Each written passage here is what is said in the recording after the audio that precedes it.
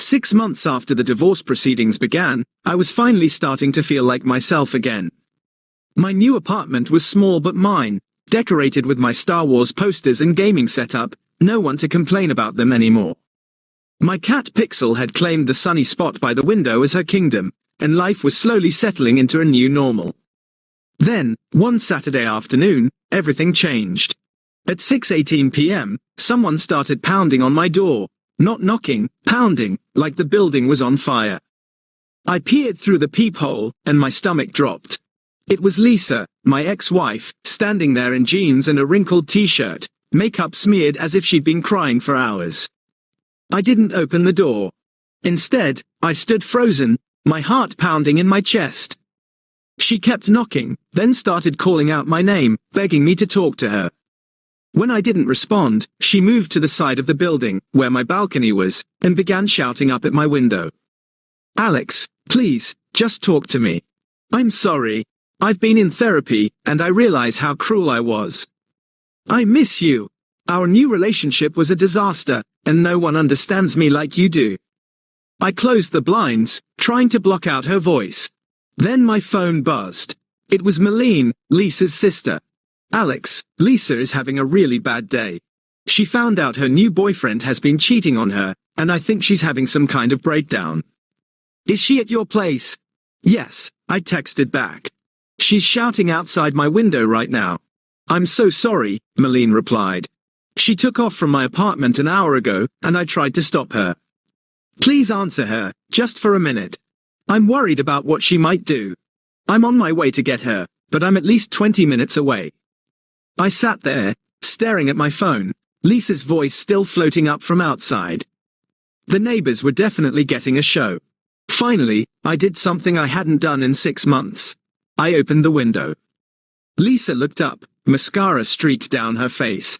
For a split second, I felt that old pull, the instinct to comfort her, to fix things, to make it better. Then I remembered the videos, the laughter, the broken machine comment. She started rambling immediately, apologizing, saying that therapy had helped her realize how cruel she'd been, that losing her job and going through the divorce had humbled her.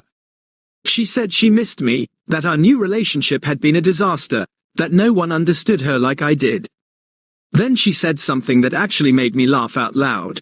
She told me she'd never find someone as patient and kind as me again. Patient. The word choice was interesting, like my main value was tolerating her. And here's the thing that surprised even me. I didn't stutter once as I responded. Not a single time. The words came out clear and deliberate. I told her that I had indeed been patient. Patient while she mocked me behind my back. Patient while she recorded videos of me struggling to speak. Patient while she and her father laughed at me over Christmas dinner. And that my patience had run out.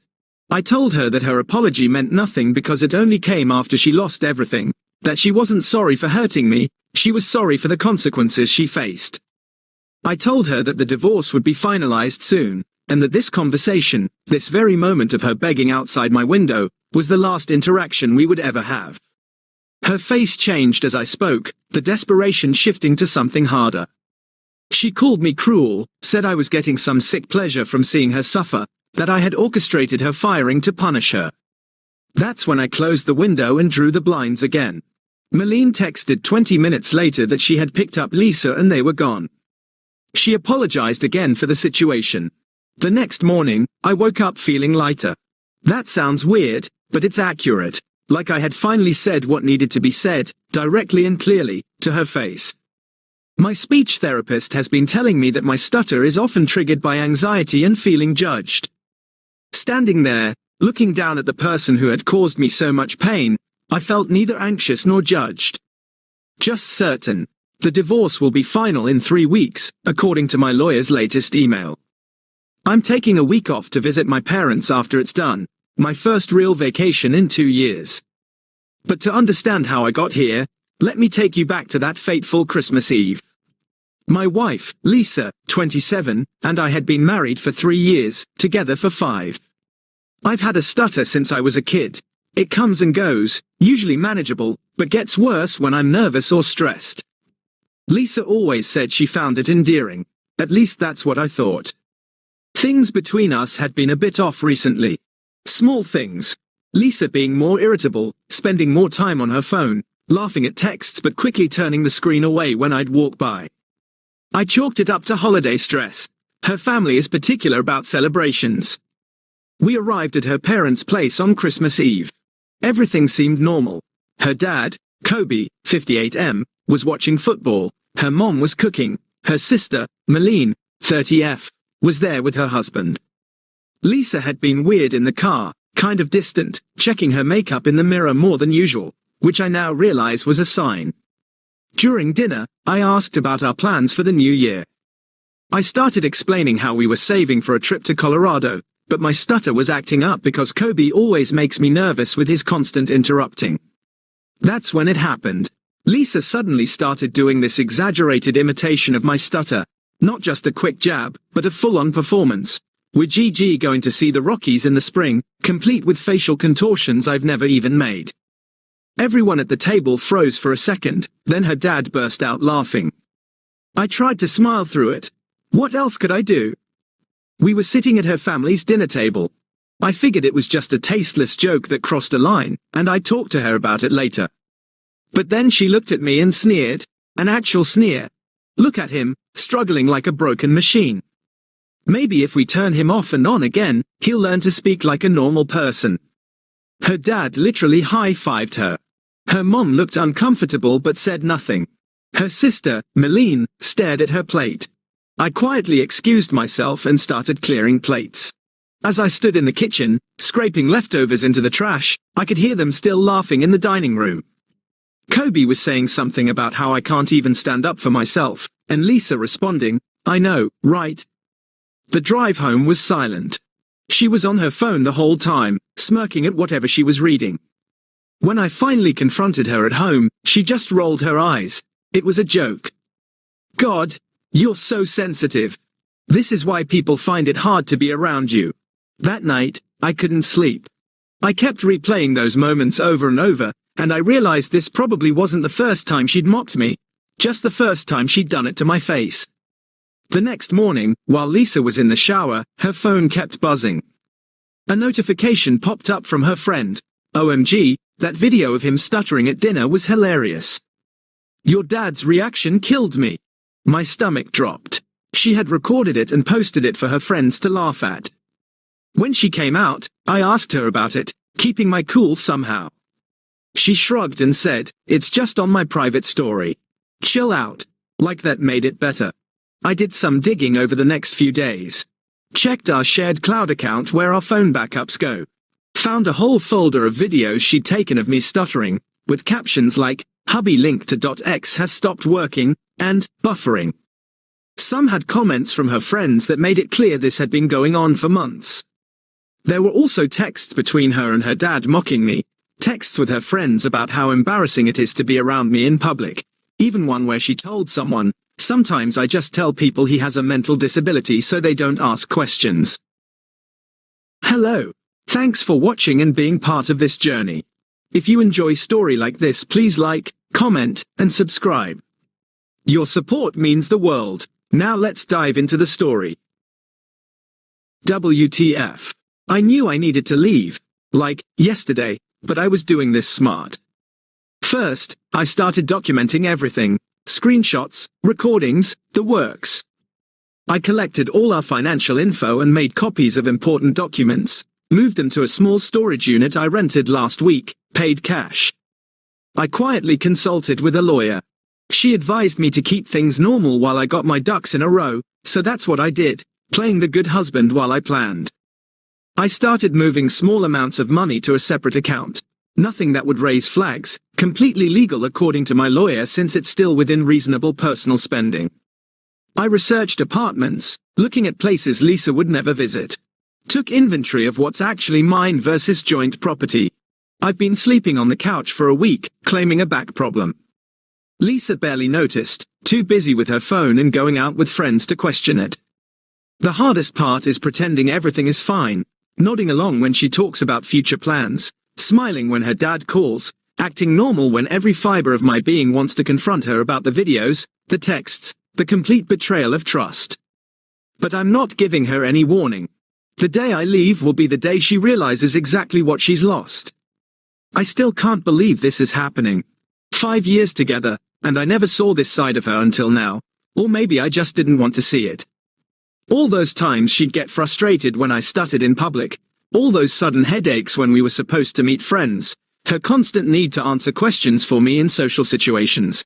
It wasn't protection, it was embarrassment. Tomorrow, I'm meeting the lawyer. The lease on our apartment is in both our names, but it's up for renewal next month anyway. My plan is to be gone before then. I found a decent place closer to where I work, and the landlord seems cool. I can move in next week if I want to pull the trigger. I keep thinking about that Christmas dinner, her laugh, her dad's high five, the way she looked at me like I was defective. It plays on repeat in my head. But here's the thing. My stutter doesn't define me, and soon, neither will she. 3 weeks later, I signed the lease on my new apartment. A 1-bedroom in an older building, nothing fancy, but it's mine. The security deposit wiped out some savings, but it's worth every penny. I've been slowly moving essential items there when Lisa wasn't home. Clothes, electronics, important documents, family photos. My lawyer advised documenting everything about our finances before making any big moves, so I've been taking screenshots of our joint accounts, credit card statements, etc. Turns out, Lisa has been spending way more than I realized on designer stuff she hides in the back of her closet, tags still on. Found receipts for 4 handbags at over $800 each, bought in the last 2 months alone, from our joint account. While gathering this info, I discovered something else. Lisa had been expensing personal dinners as client meetings at work. How did I find this? She used our joint credit card for girls' nights but submitted the same receipts to her company as business expenses, double dipping. Not once or twice, at least 18 times in the past year. This is where things get interesting. The work connection. I work in the IT department at the same company where Lisa recently got promoted to account manager. Not on the same floor, even in the same building most days, but technically the same employer. Small world, right? Except it's not a coincidence. We met at a company happy hour 5 years ago. At my company, it handles the expense report software. Specifically, my team. More specifically, a main part of my job involves system maintenance and occasionally helping the accounting department with technical issues related to these reports. I didn't go looking for this info. It literally came across my desk. Lisa had submitted a request to have some of her expense reports unlocked for editing. Standard procedure requires verification before approval. I recused myself from handling her specific request. Ethics, you know. But mentioned to my team lead that I had concerns about potential expense report irregularities, not as her husband but as an employee following company protocol. I wasn't even sure anything would come of it. My team lead passed it to accounting. Accounting did a routine audit, and well, they found a pattern. The business trip opportunity. Last week, Lisa mentioned she had a 3-day business trip coming up, some regional meeting 4 hours away. She seemed excited, mentioned it was a chance to network with upper management and make an impression. She packed her nicest outfits, left early Thursday morning. As soon as her location sharing showed she was halfway there, I executed the final phase of my plan. Rented a small moving truck, had 3 friends help me move my remaining furniture. Left behind anything we bought together: couch, dining table, TV. Cleaned out my closet, bathroom items, gaming setup. Changed my direct deposit information for my paychecks. Transferred exactly half the money from our joint accounts to my new personal account. Left her grandmother's ring, she never wore it anyway, on the kitchen counter. Took the cat, she's technically mine from before we met, and Lisa never liked her anyway. By Thursday night, it was like I had never lived there. I even patched the nail holes in the walls where my posters had been. The timing couldn't have been more perfect, or worse from her perspective. While she was away, 3 things happened. 1. The first round of accounting's investigation into her expense reports concluded. 2. Our landlord sent the lease renewal notice, requiring both signatures. 3. My lawyer finalized the divorce paperwork. I didn't plan for all these to converge at once. Sometimes the universe just has impeccable timing. My lawyer advised me to leave a brief note explaining that I was filing for divorce and that she would be served the papers formally. No emotional language, no accusations, just facts. My note. Lisa, I have moved out and am filing for divorce. Please direct any communications through my lawyer, whose information is attached. I have transferred 50% of our joint funds to my separate account and left all jointly purchased household items. Alex. I also sent an email to our landlord explaining that I would not be renewing the lease, copying Lisa so she wouldn't be blindsided by that at least. Lisa returned from her trip Sunday evening. I know this because my phone exploded with notifications. Text from Lisa, 7:43 p.m. Where are you? Where's all your stuff? Text from Lisa, 7:47 p.m. Are you serious right now? You just leave while I'm gone. Real mature. Text from Lisa, 8:02 p.m. You took money from our account. My dad says that's illegal. Text from Lisa, 8:16 p.m. Answer your phone, Alex. This isn't funny. There were 19 missed calls. I didn't answer any of them. Around 10 p.m., her sister Malene texted, Alex, Lisa is really upset. I know my sister can be difficult, but isn't this a bit extreme? Can you at least talk to her? I responded, Malene, I appreciate your concern, but this is between Lisa and me. Please respect my decision. Monday morning, Lisa was called into a meeting with HR and her boss. I didn't know this was happening. I was busy at my new place, setting up my work from home station. I only found out because Harper from accounting texted me, Hey, not sure if I should tell you this, but there's some drama happening with Lisa's department. Something about expense reports.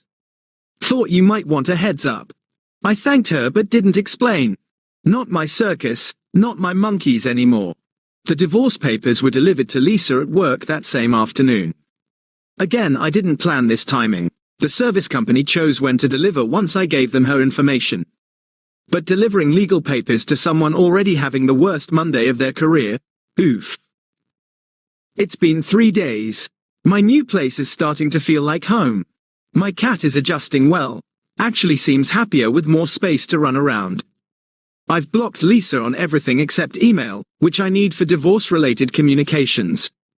From what I've gathered through mutual connections, Lisa got suspended pending further investigation into her expense reports. She's telling everyone I hacked her work account to frame her. I didn't. Her dad is apparently consulting with a lawyer to sue me for everything.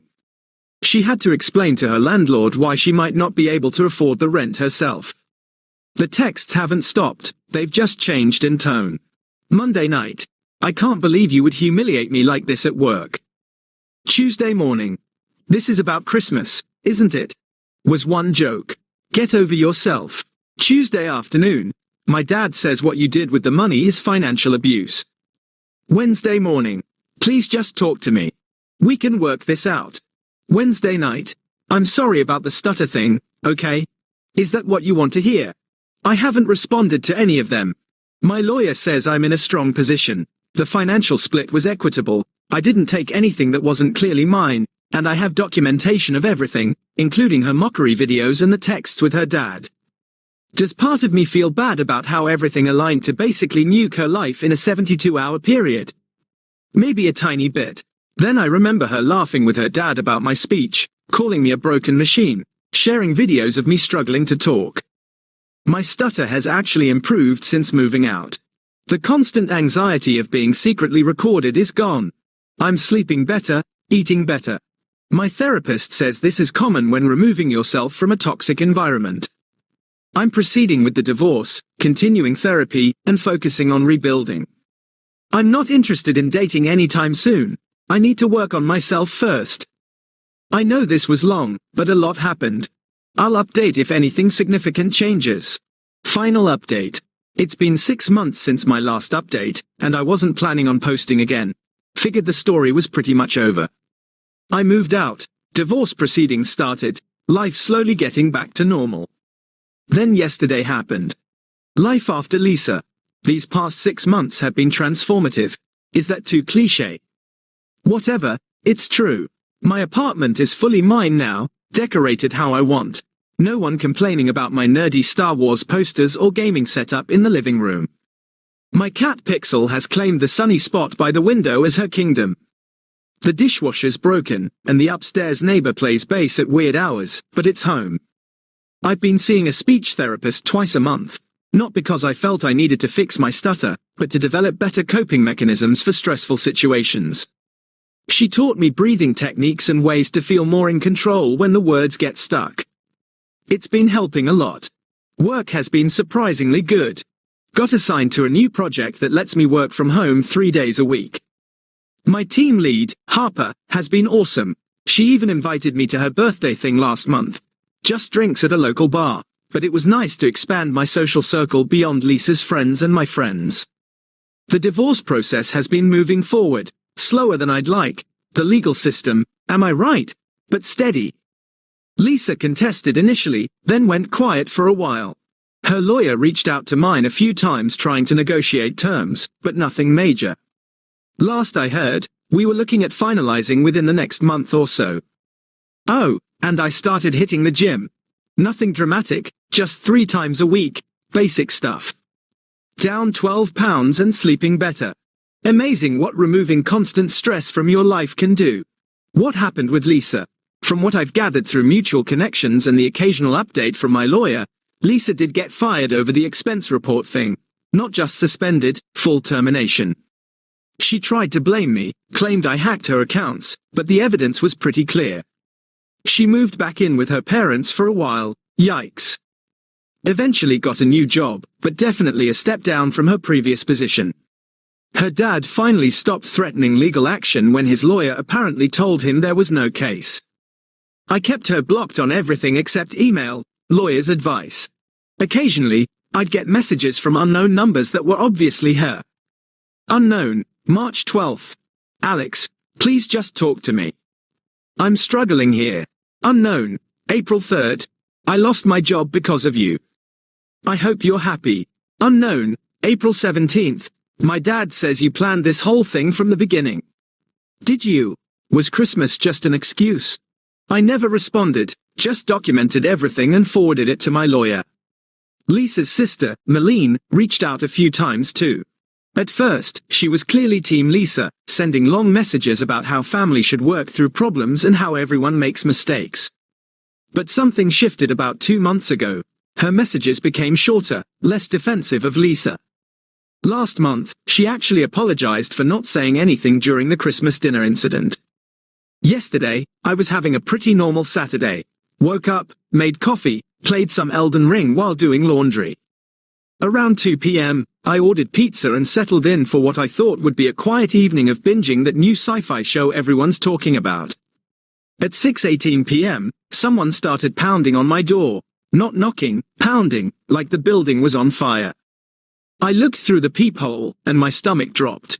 Lisa, standing there in jeans and a wrinkled t-shirt, makeup smeared like she'd been crying. I didn't open the door, just stood there, frozen, heart hammering in my chest. She kept knocking, then started calling out my name. When I didn't respond, she moved to the side of the building, where my balcony is, and started shouting up at my window. Alex, please, just talk to me. I'm sorry. I've been in therapy, and I realize how cruel I was. I miss you. Our new relationship was a disaster, and no one understands me like you do. I closed the blinds. Then my phone buzzed. Malene. Alex, Lisa is having a really bad day. She found out her new boyfriend has been cheating on her, and I think she's having some kind of breakdown. Is she at your place? Yes, I texted back. I'm so sorry, Malene replied. She took off from my apartment an hour ago, and I tried to stop her. Please answer her, just for a minute. I'm worried about what she might do. I'm on my way to get her, but I'm at least 20 minutes away. I sat there, staring at my phone, Lisa's voice still floating up from outside. The neighbors were definitely getting a show. Finally, I did something I hadn't done in 6 months. I opened the window. Lisa looked up, mascara streaked down her face. For a split second, I felt that old pull, the instinct to comfort her, to fix things, to make it better. Then I remembered the videos, the laughter, the broken machine comment. She started rambling immediately, apologizing, saying that therapy had helped her realize how cruel she'd been, that losing her job and going through the divorce had humbled her. She said she missed me, that our new relationship had been a disaster, that no one understood her like I did. Then she said something that actually made me laugh out loud. She told me she'd never find someone as patient and kind as me again. Patient. The word choice was interesting, like my main value was tolerating her. And here's the thing that surprised even me. I didn't stutter once as I responded. Not a single time. The words came out clear and deliberate. I told her that I had indeed been patient. Patient while she mocked me behind my back. Patient while she recorded videos of me struggling to speak. Patient while she and her father laughed at me over Christmas dinner. And that my patience had run out. I told her that her apology meant nothing because it only came after she lost everything. That she wasn't sorry for hurting me, she was sorry for the consequences she faced. I told her that the divorce would be finalized soon, and that this conversation, this very moment of her begging outside my window, was the last interaction we would ever have. Her face changed as I spoke, the desperation shifting to something harder. She called me cruel, said I was getting some sick pleasure from seeing her suffer, that I had orchestrated her firing to punish her. That's when I closed the window and drew the blinds again. Malene texted 20 minutes later that she had picked up Lisa and they were gone. She apologized again for the situation. This morning, I woke up feeling lighter. That sounds weird, but it's accurate. Like I had finally said what needed to be said, directly and clearly, to her face. My speech therapist has been telling me that my stutter is often triggered by anxiety and feeling judged. Standing there, looking down at the person who had caused me so much pain, I felt neither anxious nor judged. Just certain. The divorce will be final in 3 weeks, according to my lawyer's latest email. I'm taking a week off to visit my parents after it's done, my first real vacation in 2 years. Life isn't perfect. I still stutter sometimes, my kitchen sink has a leak I can't seem to fix, but I'm moving forward. To everyone who followed this from the beginning, thank you. Your support means the world.